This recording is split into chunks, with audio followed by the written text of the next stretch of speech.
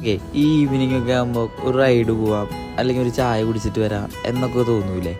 അങ്ങനെ പോകാൻ പറ്റിയൊരു സ്ഥലമാണ് ഇപ്പോൾ നമ്മൾ പോണത്. പുള്ള് പാടം.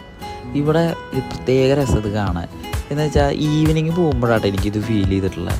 ഈവനിങ് ആകുമ്പോൾ ഈ സൂര്യാസ്തമനം ആകുമ്പോൾ എന്താ പറയുക, നമ്മുടെ ആകാശത്തുണ്ടാവുന്ന വ്യത്യാസങ്ങളും കളറ് മാറ്റവും, പിന്നെ ഈ റോഡിലൂടെ നമ്മൾ ഓടിച്ച് പോകുമ്പോൾ രണ്ട് സൈഡ് പാടം, അതിൻ്റെ സൈഡിലൂടെ കനാല് പോകുന്നുണ്ടാവും. ഈ പക്ഷികൾ തിരിച്ച് രാത്രിയാകുമ്പോൾ അവരവരുടെ കൂടുകളിലേക്ക് പറന്നു പോവുക. ഇതൊക്കെ കണ്ടുകൊണ്ട് ഓടിച്ച് പതുക്കെ പോകുമ്പോൾ ഒരു ചില്ല് മൈൻഡാണ്. റൈഡ് നമ്മൾ പോയിട്ട് നേരെ അവസാനിക്കുന്നത് ഒരു പാലത്തുമ്പോൾ അവിടെ അവസാനിക്കും. ആ പാലത്തിൻ്റെ അവിടെ ഒരുപാട് പേര് കൂടി നിൽക്കുന്നുണ്ടാവും, സ്ഥലം കാണാൻ വന്നവരും.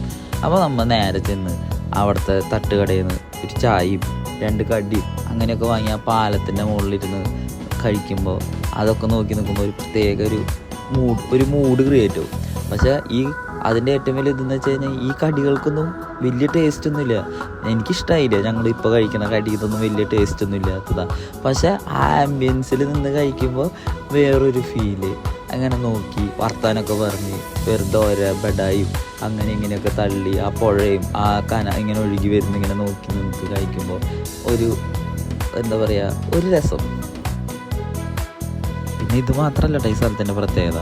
ഇവിടെ എന്ന് വെച്ചാൽ നമുക്ക് ബോട്ടിംഗ് ഉണ്ട്, കൊട്ടവഞ്ചി ബോട്ടിംഗ് ഉണ്ട്, പിന്നെ പെഡൽ ബോട്ടിംഗ് ഉണ്ട്, പിന്നെ എന്താ പറയുക, സൂര്യകാന്തി പൂക്കൾ കാണാം, സൺഫ്ലവറിൻ്റെ ഇതൊക്കെ ഉണ്ട് ബോട്ടിലൊക്കെ ഇരുന്ന്.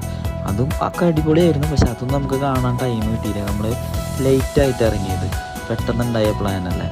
പിന്നെ നമുക്ക് വേറൊരു കാര്യം ചെയ്യാമെന്ന് വെച്ചാൽ അതുകൂടെ ഇങ്ങനെ നടക്കാം. പാടത്തിൻ്റെ സൈഡിൽ കൂടെ കുറച്ച് നേരമൊക്കെ ഒന്ന് നടന്ന് അവിടെ വരെയൊക്കെ ഒന്ന് പോയി വരുമ്പോൾ തന്നെ നമുക്കിപ്പോൾ ഒരു മൈൻഡ് ഫ്രഷ് ആയിട്ടുള്ള ഒരു ഫീലൊക്കെ കിട്ടും.